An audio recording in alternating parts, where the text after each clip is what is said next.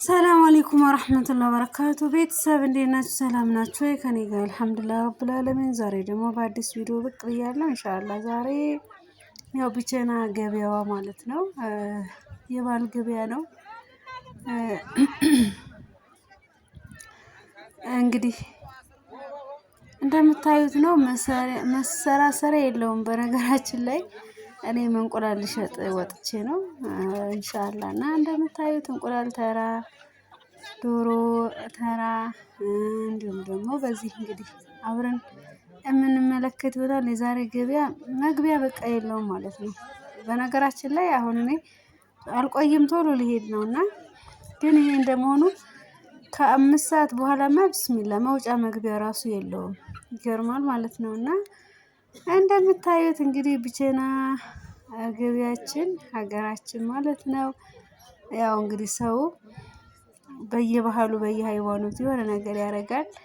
ጥላውን የያዘ ጥላውን ይዞ እንዲሁም ደግሞ ጥላ የሌለው እንደ ቤቱ እንዲሁም ደግሞ ዶሮ የሚሸጡ ጫጩት ብቻ ምን አለፋችሁ በቃ ያው ገበያውን አሳየን ስላላችሁ ነው። በነገራችን ላይ ያሳያችኋለሁ እኮ ግን ያው ሁሉም ሰው በእንትኑ ያኔ ያለ አይደለ። ከዚህ በፊት ብዙ ቪዲዮዎች ሰርቻለሁ ግን ያው ወደ ውስጥ ስለሆነ ነው መሰለኝ ኢንሻአላህ። እና በድጋሚ ደግሞ ብቅ ብያለሁ ማለት ነው። እንደምታዩት የእንቁላል ነጋዴዎች ወደ አዲስ አበባ የሚላክ እንቁላል ነው። ስንት ገባ እንዳትሉኝ። በነገራችን ላይ ዘንድሮ ኑሮ በጣም ኑሯል። ምሬን እምላችሁ በጣም ያው በየጊዜው ነገሮች በቃ እየጨመረ ነው የሚሄደው። የሚገርመው ማቴሪያሎች ማንኛውም ነገሮች ጤፍ ሲቀር ጤፍ እስካሁን አልጨመረም። የሚገርመው ማለት ነው። እና አንድ እንቁላል እንኳን 20 ብር ነው ማለት ነው። አንድ እንቁላል 20 ብር ነው ማለት ነው ኢንሻአላህ እየተሸጠ ያለው። እንግዲህ ዶሮ በ1 ብር በ2 ብር እንዳልተሸጠ ሁላ አሁን ላይ 20 ብር ሲሸጥ አይገርማችሁም? ሱብሃንአላህ እኔ ራሴ ይገርመኛል። በዚህ አጋጣሚ ያው ማለት አሁን ላይ ማሻአላህ ዶሮ የሚያረባውም ሰው በርከት ብሏል። እንደ ድሮ አይደለም። እንዴት እንደሆነ ታውቃላችሁ? አሁን ላይ ማሻአላህ ከተማ ላይ ዶሮ ከብቶች የሚያረቡ ብዙ ሰዎች አሉ። ያው ግን ውድ ቢሆንም ግን የሆነ ነገር ፈልጋችሁ አታጡም። እንደ ድሮ አይደለም። ድሮ አሁን ከገጠር ነበር ዶሮ የሚመጣ ከገበያ ገበያ ምናምን። አሁን ግን እዚህው ነው የምታገኙት።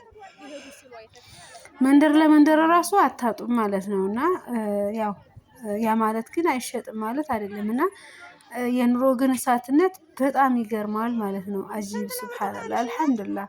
ያው ግን ሰው ሳይበላ ሳይጠጣ ያድርም። አላህ መብቃቃቱን ሰጥቶታል ማለት ነው። ያው የከፈተውን ጉሮሮ ሳይከድ ነው አይቀርም የሚባለው ተረት እውነት ነው ማለት ነው። አባባል አላኩል ያህል ምን እላችሁ ፈልጌ ነው። ያው እንግዲህ አሁን ገባ እያልኩ ነው። ከዶሮ ተራ ወጥቼ አትክልት ተራዎች ላይ ነኝ ማለት ነው። አትክልት ከዛው ዝቅ ብላ እንግዲህ እንደምታዩት ሽንኩርት፣ ድንች፣ ቲማቲም፣ ብርቱካኖች አሉ። ብዙ ጊዜ ብቸና ላይ ብርቱካን ብዙም ጣፋጭ አይኖርም ወይ ደግሞ ቶሎ አይሸጥም መሰለኝ የዋለ ያደረ ነውና ቆምጠጥ የማለት ባህሪ ያለው ግን ቆንጆ ነው። አላኩል ያው እንግዲህ ያለውን ያቀርባል ነጋዴው ማለት ነው። ግን የአዲስ አበባ ብርቱካን በጣም ነው የሚጥም። ያው እኔ ስለቀመስኩት ነው እንጂ ለዛ አይደለም። እንደምታዩት እንግዲህ ብርቱካን 1 3 4 ብርቱካን ገዝቻለሁ ለእኔ ብዬ ማለት ነው። እና አሁን የምንሄደው ወደ አትክልት ተራ ማለት ነው። አትክልት ተራ እህል ተራዎች አሉ። በነገራችን ላይ ማንኛውም ሰው የሆነ ነገር ይዛል፣ የሆነ ቦታ ላይ ይቀመጣል፣ ይሸጥለታል። በቃ ይሸጣል። ብቻ አላህ ርዝቃችን ይክፈተው ኢንሻአላህ። እና አላህ እሱ ሱብሃነሁ ወተዓላ የከፈተውን ሳይዘጋው ያድር የሚባለው እውነት ነው ማለት ነው። እና እንደምታዩት እንግዲህ የኔን ብርቱካን ሂሳብ እየከፈልኩ ነው። ያው 200 ብር ሰጥቻት የለኝም እያለች ነው እንግዲህ 50 ብር ሰጥቻት 30 ብር እየመለሰች ነው ማለት ነው። አንድ ብርቱካን ስንት ነው ካላችሁ በፍሬ የለም። ኪሎ 300 ብር ነው። ኪሎ 300 ብር ነው። ምሬን እምላችሁ በጣም በቃ ምን እንደምላችሁ አላውቅም። ሎሚ አንዷ 10 ብር ናት። አንዷ 10 ብር ናት። ድሮ እኮ የ10 ሁለት እንገዛ ነበር ታስታውሳላችሁ? የ10 ሁለት የ10 ሳንቲም እኮ ነው። የ10 ብር እንዳይመስላችሁ። የ10 ሳንቲም ሁለት ሎሚ። አሁን ግን አንዷ ሎሚ 10 ብር ናት። ያው አሁን መኸሩ ስለሆነ ማለት ነው። የሎሚው ጊዜ ነውና ማለት ነውና ያው የ10 ሁለት አለ፣ የ10 ሶስት አለ፣ የ10 አራትም ይገኛል። ያ ማለት ርካሽ ነው ማለት አይደለም። ወይም ደግሞ ሎሚ ቢበላም ይበላል ቢቀርም ይቀራል። እንደ ተራ ነገር የሚታይ ነው ሎሚ። ርካሽ ነው ልትሉ ትችላላችሁ። ውድ ነው። ምሬን እምላችሁ። እስኪ እንትን 200 ብር ነው አተር። ሽምብራ 200 ብር፣ ባቄላም እንደዛ 200 ብር። ብቻ የሆነ 10 ብር 15 ብር ቅናሽ አለው። የትኛው እንደሚቀደስ ሽምብራ መሰለኝ። እና እንደምታዩት ቲማቲም እና ቃሪያ አለ። መግዛት ለምትፈልጉ እንግዲህ ቃሪያ 200 ብር ነው ኪሎ። በነገራችን ላይ ያው ሰው የሚፈልግ ግን ከግማሽ ወይም ሩብ ነው። በቃ ሩብ በቂው ነው። ያው በርበሬ ብዙ ጊዜ ስለምንጠቀም ለአልጫ ነው። እና 200 ብር ቀላል እንዳይመስላችሁ፣ በጣም ውድ ነው። በጣም ማለት ድሮ አሁንም በ50 ሳንቲም በ1 ብር ምናምን ይገዛ ነበር። አሁን ላይ የለም። እንደምታዩት እንግዲህ በአትክልት ተራ ላይ ገባ ብዬ ወርታች እየወረድኩ ነው። አሁን ደግሞ እዚህ ውስጥ ዛሬ ምን አለ መሰላችሁ? የፋሲካ በዓል እየመጣ ስለሆነ ጠጅ ሳር፣ አሪቲ፣ ጽጌሬዳው ምኑ በቃ ሰሞኑን ይሄ ነው እንጂ ሌላ ይሄ ቀይ ስር ምናምን ብዙም አይደለም። ወረድም ብሏል። ግን ቲማቲም ያወድ ነው። ቲማቲም ኪሎ ስንት ነው ካላችሁ እስከ 100 ብር ይደርሳል።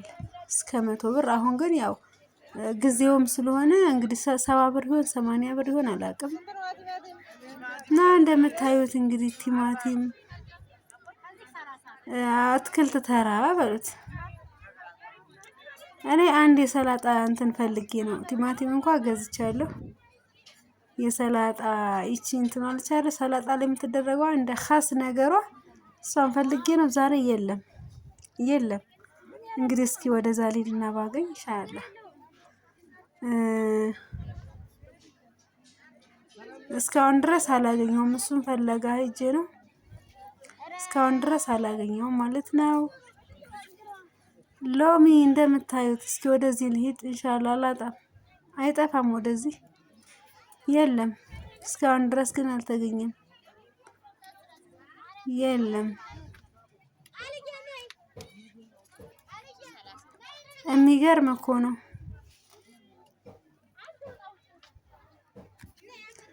ነገ በቃ ስጋ ስላለ ለዛ ነው አይመጣም ማለት ነው። ይመጣል ይላል። በቃ የለም።